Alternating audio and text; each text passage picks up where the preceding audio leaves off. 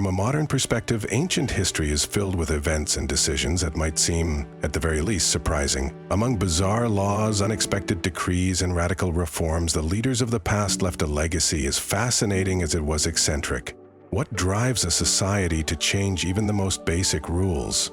Today, we'll delve into stories where politics, culture, and the obsession with order collide in unexpected ways. Get ready to discover how details as small as the color of a toga or the length of a beard could symbolize the dawn of a new era. The beard tax, Russia 1698. In 1698, Tsar Peter the Great implemented an unusual law, a tax on beards. Those who wished to keep their facial hair were required to pay a fee under the penalty of being publicly shaved.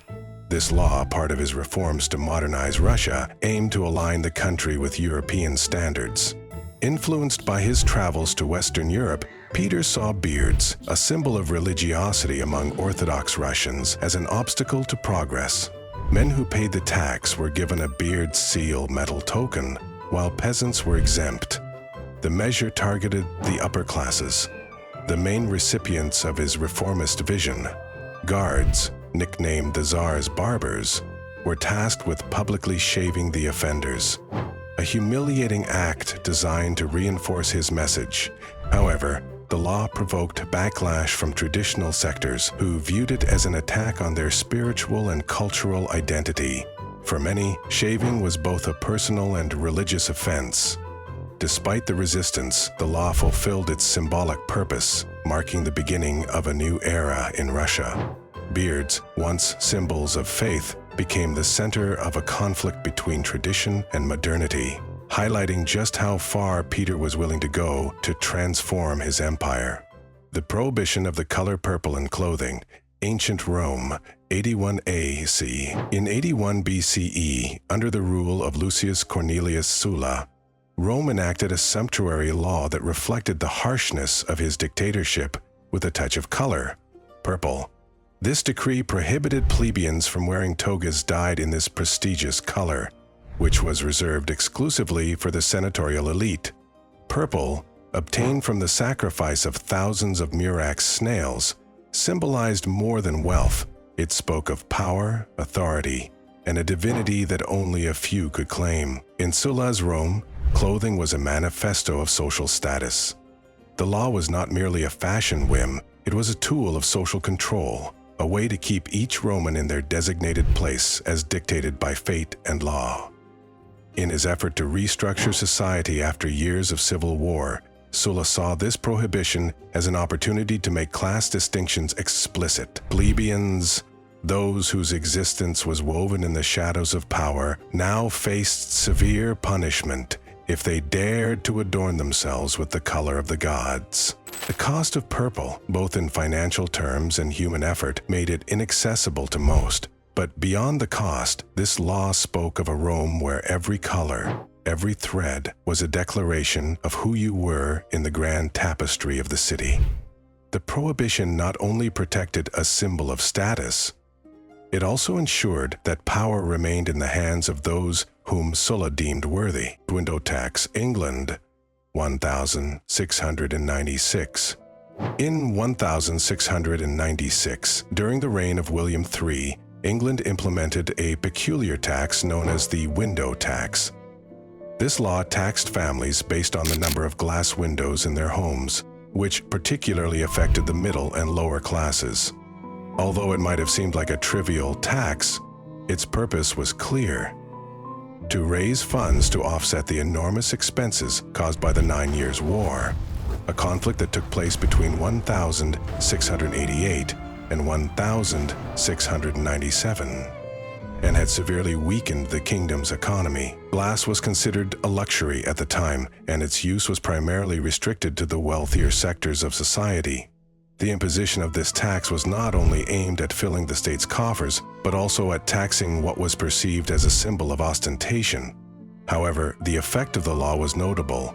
Many houses began to be built with fewer windows, sacrificing light and ventilation. Some families even bricked up their existing windows to avoid paying higher taxes. The tax remained in effect until 1851, leaving a visible architectural legacy in buildings with bricked-up windows.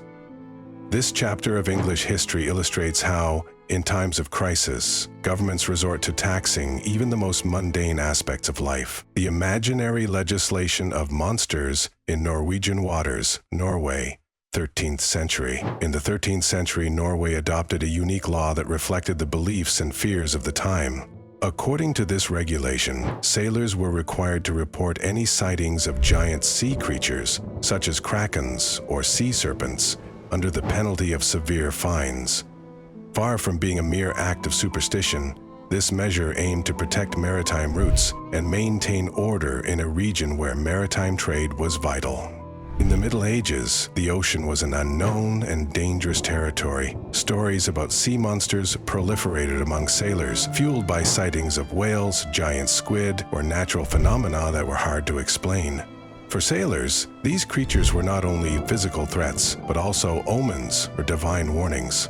In this context, the Norwegian law had a dual purpose: to prevent collective panic and to gather useful information to identify dangerous areas. The practice of placing monsters on maps also served a strategic purpose for sailors. In those distant lands now being explored and conquered, navigators frequently found rich and fertile regions ideal for establishing new colonies. However, upon returning from their expeditions, instead of simply marking these lands on maps as prosperous places, explorers would label them with terrifying monsters. This tactic served to discourage others from venturing into those waters, thereby protecting the interests of the first explorers. In this way, what seemed like a tale of mythical creatures also acted as a strategy to ensure that those conquered lands remained under their control and were not claimed by others. The Kingdom of Norway, which spanned vast coastlines and depended on maritime trade, understood that safe routes were crucial for its economy.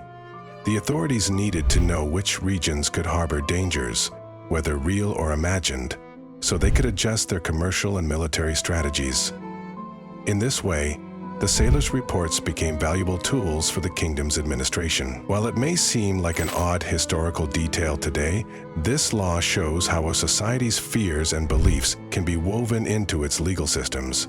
In a time of uncertainty, Norwegian sailors became the kingdom's eyes, exploring a world where the real and the mythical were intertwined. The Spartan law of austerity, 8th to 7th centuries BC. Sparta, on the other hand, stood out as one of the strictest city-states in Greece, governed by the laws of Lycurgus, known as eunomia, which promoted discipline and austerity. Among these rules was the prohibition of drinking undiluted wine, as it contradicted the values of sobriety that had been established. In Greek culture, diluted wine symbolized civility, while drinking it pure was seen as a barbaric and decadent act. In Sparta, consuming undiluted wine was punished, as it was considered a threat to military discipline and social cohesion.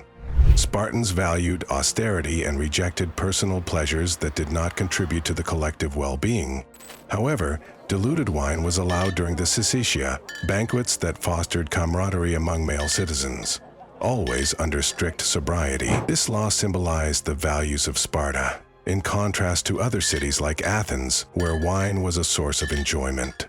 The influence of Lycurgus shaped Sparta as a society focused on collective stability, sacrificing individual pleasures in favor of its cultural and political ideals. The law of the weight of bread, France, 1266. In 1266, King Louis IX of France, later canonized as Saint Louis, enacted a law that strictly regulated the weight and price of bread. In a Europe marked by frequent famines and inequalities, ensuring that citizens had fair access to this vital resource was a priority for the government.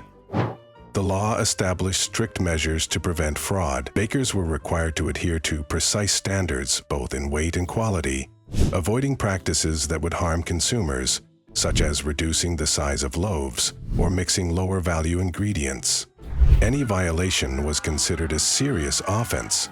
The punishment for breaking the law was harsh, Depending on how serious the fraud was, bakers could face fines, exile, or, in the worst cases, execution. The severe penalties were meant to stop merchants from taking advantage of the most vulnerable during times of scarcity. This rule not only showed Louis IX's care for his people, but also the importance of bread as a symbol of social stability. At a time when bread was the main part of the diet, making sure it was available and fairly priced was important to prevent unrest and keep the kingdom together.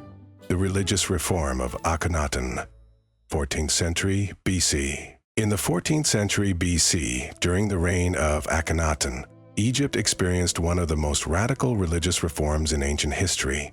The pharaoh, previously known as Amenhotep IV, made a profound change by promoting the exclusive worship of Aten, the sun god, represented by the solar disk. This monotheism was a complete break from the traditional polytheistic Egyptian religion, which worshipped multiple deities. Akhenaten's reform did not take the form of a formal law, but rather a royal decree that transformed the religious and political landscape of the country. The pharaoh ordered the destruction of temples and statues dedicated to other gods, concentrating all worship on Aton. The priests of the old cults lost power, and the wealth from the temples was channeled into the new state cult. In this context, the imposition of Aton's worship became a central tool of the government to consolidate control over the country's religious and political structure. This attempt to centralize worship in a single god was seen as a threat to religious and social stability. The ban on venerating other deities was an extreme measure that reflected Akhenaten's desire to establish a sole source of divine power. But his reign was short, and with the pharaoh's death, the return to polytheism was immediate. Despite its brief duration, Akhenaten's reform left an indelible mark on Egypt's religious history. The strangest laws in history show us how cultural beliefs, economic needs, and social priorities have shaped political decisions throughout time. These laws offer a glimpse into the minds of rulers and the realities of their eras. Although many of these laws may seem ridiculous to us today, behind each one lies a reflection of how the world was understood at the time. If any of these laws have surprised you, or if you know of others that deserve to be on this video, leave a comment and don't forget to subscribe to the channel for more fascinating stories from history. Hit the bell to make sure you don't miss our upcoming videos. See you next time.